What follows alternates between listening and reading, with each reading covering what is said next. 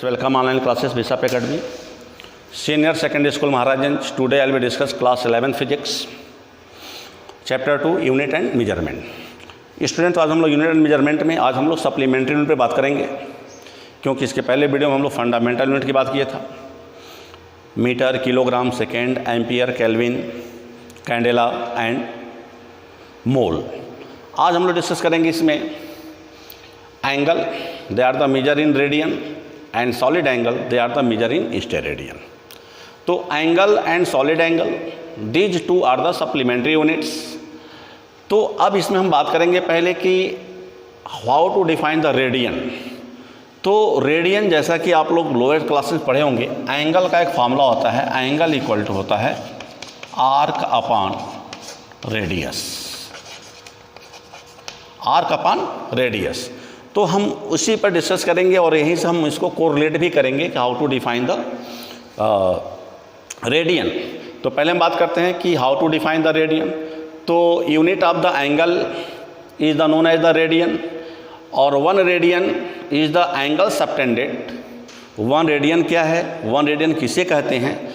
तो one radian is the angle subtended at the centre of a circle by an arc equal in length to the radius of the circle.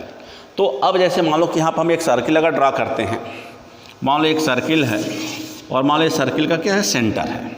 तो मान लो circle का centre हो गया, तो circumference to centre को मिलाने को हम क्या कहते हैं, रेडियस कहते हैं।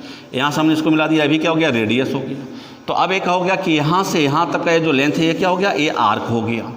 तो अब एक कह रहा है कि वन एंगल का वन रेडियन वैल्यू तब आएगा, यानी वन रेडियन तब आएगा when the arc and radius of the circle both are equal. तो अब यहाँ पे मान लो कि अब इतने हम फिगर को अगर हम बात करें तो थोड़ा सा फिगर, अब थोड़ा सा हम इसका ग्रेटर शेप में लेते हैं। तो दैट मीन्स अब ये मान लो फिगर जैसा आपको दिख रहा है, तो डी थीटा हो गया, they are the part of angle, क्योंकि पूरा सर्किल होता तो सेंटर पर 360 डिग्री का एंगल बनता। अब दे आर द पार्ट, अब इस पार्ट में अब यह आर्क और रेडियस, क्योंकि यहाँ पे वन का रिजल्ट लाना है तो हमने लिखा है आर्क अपॉन रेडियस। तो जब आर्क और रेडियस दोनों इक्वल हो जाएगा तो कैंसिल होकर रिजल्ट क्या जाएगा, वन आ जाएगा। तो in this case we define one radian is the angle subtended, one radian is angle subtended at the center of a circle by an arc, क्योंकि आर्क के थ्रू एंगल डिफाइन हो रहा है। तो angle subtended at the centre of a circle by an arc equal in length to be the radius of the circle. तो अब यहाँ पे कह रहा है कि अगर रेडियस और आर्क अगर दोनों इक्वल हो गया तो इस केस में हमारा जो एंगल होगा, आर्क से रेडियस कैंसिल हो जाएगा, इक्वल टू कितना जाएगा, वन रेडियन आ जाएगा। तो अब हो गया कि angle equal to arc upon radius हो गया, एंड दैट मीन्स अब मान लो इस लेंथ को हम ds ले लें और ये r हो गया, तो हो गया d theta equal to ds by r, और इसका यूनिट क्या हो गया, रेडियन हो गया। तो अब ये रेडियन हो गया, तो अब हो गया कि रेडियन। तो अब यहाँ पे हम डिस्कस थोड़ा सा कर लेते हैं कि रेडियन टू एंगल अगर आते हैं तो पाई रेडियन, यानी पाई रेडियन की जो वैल्यू होती है विट इक्वल टू 180 डिग्री। तो वन रेडियन अगर हमको निकालना है तो वन रेडियन निकालने के लिए हम 180 को पाई से क्या करेंगे, डिवाइड कर देंगे। तो वन रेडियन इक्वल टू हो जाएगा 180 अपॉन पाई। अब यहाँ पर हो गया कि 1 डिग्री की जो वैल्यू होती है, 1 डिग्री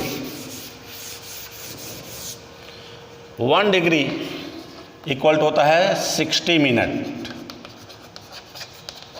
क्या होता है, 60 मिनट होता है, and that means 1 minute equal to हो जाएगा हमारा, 1 मिनट इक्वल टू हो जाएगा 1 अपॉन 60 हो जाएगा।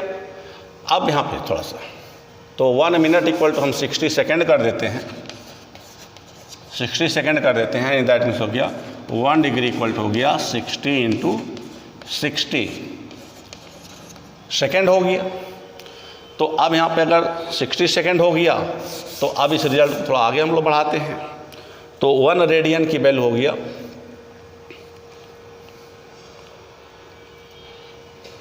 तो 1 डिग्री इक्वल टू इतना हो गया और 1 रेडियन को तो निकालना है, तो इसको छोड़ते हैं। तो अगर हम बात करते हैं तो अब 1 रेडियन का पहले कैलकुलेशन कर लेते हैं। तो 1 रेडियन इक्वल हम लिखा था 180/π लिखा था, तो इसको लिख सकते हैं 180/π की न्यूमेरिकल वैल्यू हो गया 22/7, तो 22/7 हो गया। तो अब हो गया 1 रेडियन इक्वल हो गया 180 × 7/22, और इसको अगर हम सॉल्व करेंगे तो आ जाएगा 57.7 डिग्री, यानी 1 रेडियन की वैल्यू जो होती है वह 57.7 डिग्री के इक्वल होता है।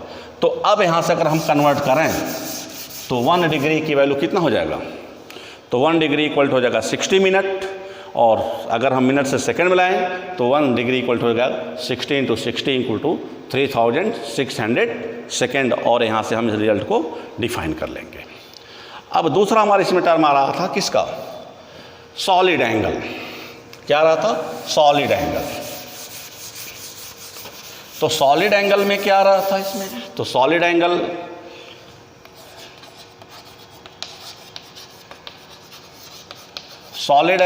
Is the unit of the solid angle, there the unit is the steradian. क्या है,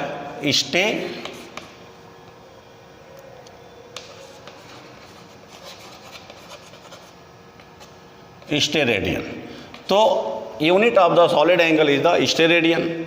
तो 1 स्टेरेडियन आर द मेजर, और हाउ टू डिफाइन 1 स्टेरेडियन हम कैसे डिफाइन करते हैं, तो 1 steradian is the define at the solid angle subtended at the centre of sphere. अब यहाँ पे हम सर्किल की बात नहीं करते हैं, आप करते हैं स्फीयर, 3 डायमेंशन फिगर की बात करते हैं। तो 1 steradian is the solid angle subtended at the center of sphere by the surface of sphere which is equal in area to the square of radius of sphere। तो अब ये कह रहा है कि मान लो हम एक ऐसा स्फीयर लेते हैं,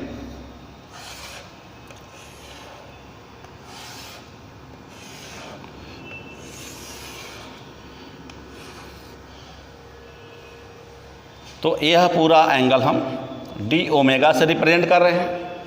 तो डी ओमेगा हो गया, तो अब हो गया डी ए सरफेस एरिया, और ये हो गया हमारा क्या, radius.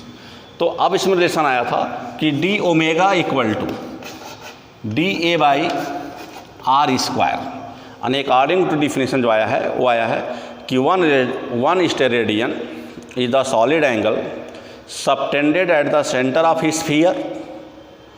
sphere by that surface of sphere which is equal in area to the square of radius।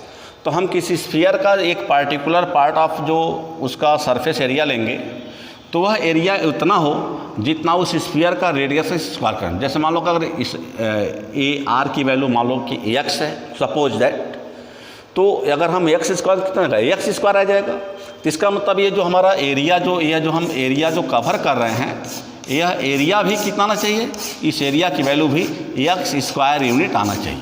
तो that means on a sphere which surface area be equal to square of the radius of this sphere and their ratio is the defined as the steradian. तो 1 steradian equal to होगा d A by r square, और result 1 तभी आएगा जब r square be equally numerical to d A, यानी r square की value जब numerically d A की इक्वल होगा, in this case the result become 1, तब इसका रिजल्ट क्या आएगा, 1 स्टेरेडियन के इक्वल आएगा। अब इसमें कि सम इम्पॉर्टेंट प्रैक्टिकल यूनिट्स। तो सम इम्पॉर्टेंट प्रैक्टिकल यूनिट में अगर हम बात करते हैं, तो हमने शुरू में बात किया था कि इसमें हम लोग मेजरमेंट में बात करेंगे। तो मेजरमेंट हम यहाँ पे केवल डिस्टेंस मेजरमेंट की बात करेंगे। तो डिस्टेंस मेजरमेंट की अगर हम बात करें तो डिस्टेंस मेजरमेंट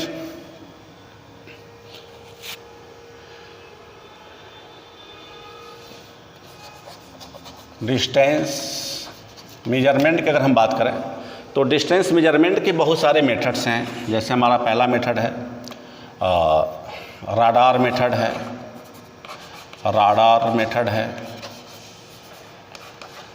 मेथड है, दूसरा रिफ्लेक्शन मेथड है, रिफ्लेक्शन मेथड है, रेडिएशन मेथड है,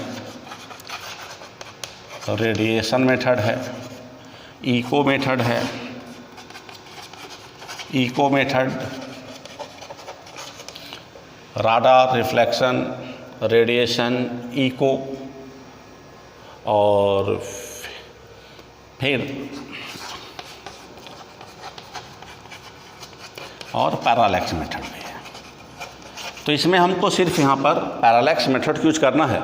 लेकिन अब यह कि यूनिट की अगर हम बात करें तो लेंथ की यूनिट तो हमारे मीटर भी हैं, सेंटीमीटर भी हैं, लेकिन जो ग्रेटर यूनिट्स हैं they are the measure in some different greater units as like light year, parsec, astronomical units.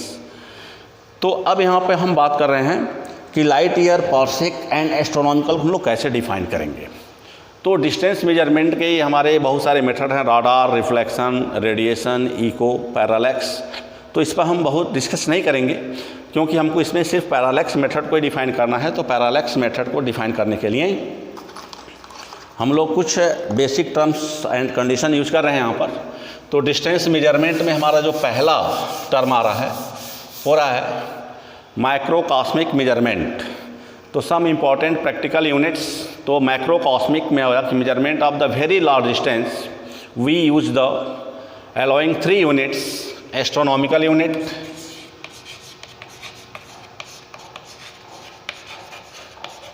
Astronomical unit.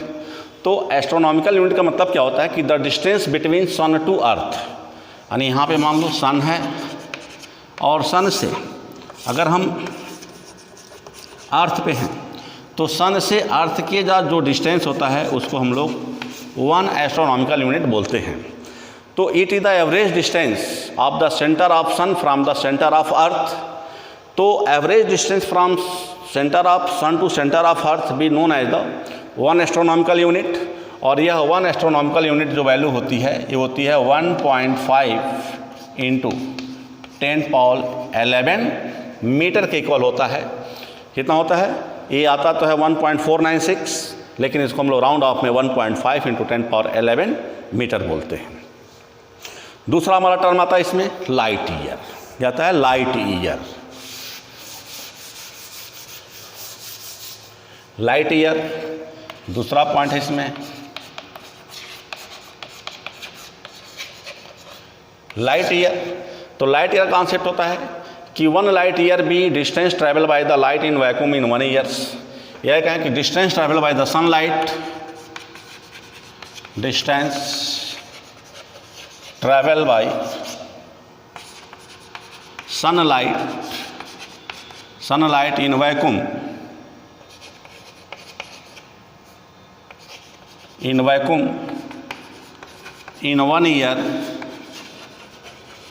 year is called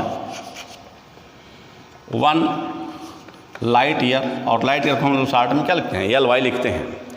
तो अब ये हो गया कि 1 साल में, तो अगर हम नॉर्मल अगर फार्मूला करें तो डिस्टेंस का फार्मूला क्या होता है? Speed into time. तो स्पीड तो सनलाइट का हमको पता है 3 इंटू 10⁸ मीटर पर सेकेंड मल्टीप्लाई आई 1 ईयर, तो हो गया 3 इंटू 10⁸ मल्टीप्लाई। अब यहाँ पर हम बात करते हैं कि how many second in 1 year. तो अगर हम सेकेंड को अगर हम डायरेक्टली चेंज करें तो इसका रिजल्ट आता है हमारा 3.15 into 10⁻7 second. This is the value of 1 years in second. 1 साल का इतना सेकेंड होता है। तो अगर इसको हम डायरेक्ट मल्टीप्लाई करें तो आ जाएगा हमारा 9.45 इंटू 10⁻15 मीटर।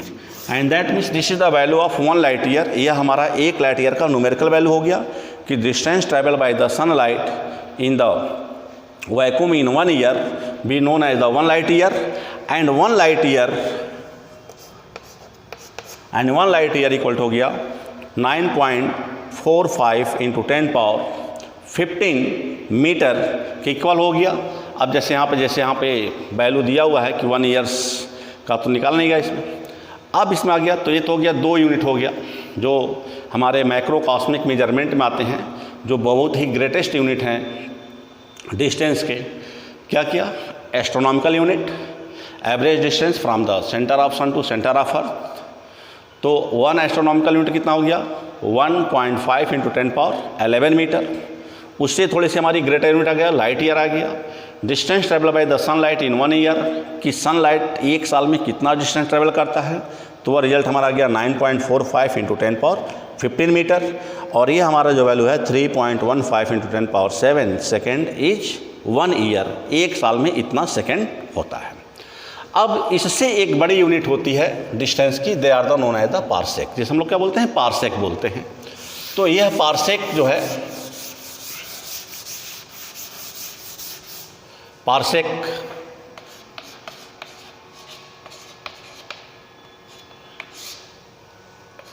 तो 1 पार्सेक क्या है, तो 1 parsec is the radius of the circle at the centre of which an arc of circle 1 astronomical along subtended an angle of 1 second. तो 1 पार्सेक का कॉन्सेप्ट होता है कि जैसे मान लो कि एक सर्कुलर ट्रैक्स है जिसका रेडियल कितना हो, 1 एस्ट्रोनॉमिकल यूनिट के इक्वल हो, 1 AU के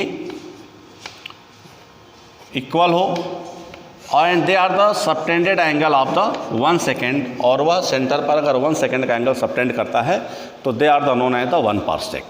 तो 1 parsec is the radius of the circle at the centre of which an arc of centre 1 astronomical units long subtended angle of 1 second. तो 1 एस्ट्रोनॉमिकल यूनिट की वैल्यू अगर हम बात करें तो 1 AU की वैल्यू लिखा जा चुका है, पहले निकाला जा चुका है। तो 1 AU की वैल्यू कितना हो गया, यानी यह इसका लेंथ हो गया 1 AU के इक्वल हो गया, और 1 AU को हम लोग अप्रॉक्स 1.5 × 10⁻11 मीटर लेके चल रहे थे। तो थीटा इक्वल टू कितना दे दिया है, 1 सेकेंड हमने ले लिया है, तो 1 सेकेंड ले लिया है। तो 1 सेकेंड अगर हम मिनट में चेंज करें तो हो जाएगा 1/60 मिनट हो जाएगा। और इसका अगर हम डिग्री चेंज करें तो डिग्री चेंज करने के लिए पहले इसको हम 60 × 60 इतना डिग्री हो गया, इतना डिग्री हो गया। और डिग्री को अगर हम रेडियन में चेंज करें तो हो जाएगा 1/3600 × π/180 इतना रेडियन हो गया। तो अगर इसको हम लोग सॉल्व करें तब 1 पार्सेक, जैसा कि डिफिनेशन है कि 1 पार्सेक इक्वल टू हो जाएगा L। तो अब यहाँ पर हो जाएगा जैसे theta equal to L/R, L/R। तो अब यहाँ से अगर हम R को सब्जेक्ट बनाना चाहें तो R इक्वल टू हो जाएगा L/θ। तो R इक्वल टू L/θ आ गया। तो 1 पार्सेक इक्वल टू, अब यहाँ पे डिफाइन करते हैं तो हो जाएगा, तो 1 parsec equal to 1 astronomical unit upon 1 second. तो 1 एस्ट्रोनॉमिकल यूनिट आ गया हमारा 1.5 × 10⁻11, और 1 सेकेंड की वैल्यू आ गया हमारा कितना, π/, ये रिजल्ट जो यहाँ पर लिखा है π/3600 × 180, और इसको हम सॉल्व करते जाता है 3.084 × 10⁻16 मीटर। तो 1 पार्सेक, अब यह हमारा हो गया रिजल्ट 1 पार्सेक का। 3 अप्रॉक्स इसको 1 मान ले रहे हैं क्योंकि राउंड ऑफ में यहाँ पे 8 आया हुआ है, तो इसको हम राउंड ऑफ में ले लेते हैं। तो 3.1 × 10⁻16 metre, they are the value of 1 parsec. ये हमारा 1 पार्सेक का रिजल्ट हो जाता है।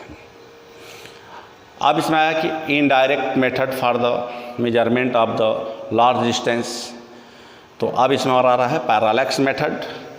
तो स्टूडेंट्स, पैरालैक्स मेथड में a large distance such as the distance of the planet और a star from the earth can be measure by this method. तो इसमें हम ऐसे ऑब्जेक्ट को मेजर करते हैं जो अर्थ से बहुत ही दूरी पर होती है, और पैरालैक्स जो है इसका एक कॉन्सेप्ट होता है कि किस लेंथ तक के वैल्यू के लिए हम लोग पैरालैक्स मेथड यूज कर सकते हैं। तो पैरालैक्स मेथड भी use for the 100 light year. अगर कोई ऑब्जेक्ट अर्थ से अगर 100 लाइट ईयर की डिस्टेंस तक है तो in this case we are use to the method of parallax, तब हम उसमें पैरालैक्स मेथड यूज कर सकते हैं। तो पैरालैक्स मेथड में क्या है, पैरालैक्स इज द नेम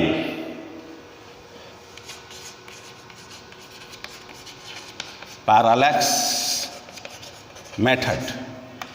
तो पैरालैक्स मेथड में है कि parallax is the name given to the change in the position of an object with reference when the object is seen from two different position, the distance between the two observation is called basis. जैसे मान लो हम लोग का आई है, दो आई है, तो किसी ऑब्जेक्ट को देख रहे हैं तो दोनों आई से रे क्या होता है, एक कॉन्सेंट्रेट पॉइंट पे जाता है, तो distance between eye the known as the basis, तो उसको हम क्या कहेंगे, बेसिस कहेंगे। तो when the hold a pen in the front of us against a background of the wall and look at the pen first by your left eye and then by our right eye, we find that the position of pen change with respect to the background wall. The shift in the position of object when we view from the two eyes keeping one eye closed at a time is parallax. तो जैसे हम लोग किसी चीज़ को जैसे aiming करते हैं, निशाना लगाते हैं, तो क्या होता है, जैसे हम लोग ये अपना आँखें बंद कर लेते हैं, तो इसलिए बंद करते हैं ताकि वहाँ पे बेसिस डिफरेंस ना हो, ताकि हमारा जो टाइमिंग हो क्या हो, एग्जैक्ट ऑब्जेक्ट पे हो।